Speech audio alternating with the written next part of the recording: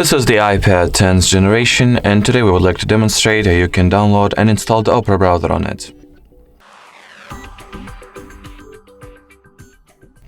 So first of all, make sure that your device is connected to the network. We highly insist that you use the Wi-Fi connection for this one. Then you gotta launch the App Store.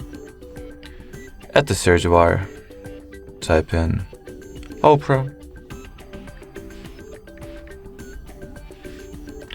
Once the needed app is found, click on the install button that you'll get over here, or the get button to be exact.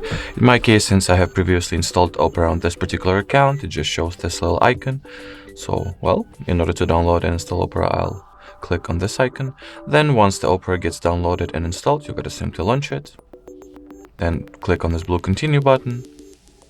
Next, choose what options you would like to be enabled or respectively disabled. That goes for ad blocking, cryptocurrency mining protection, and whether you would like for the Opera to follow your system theme or not.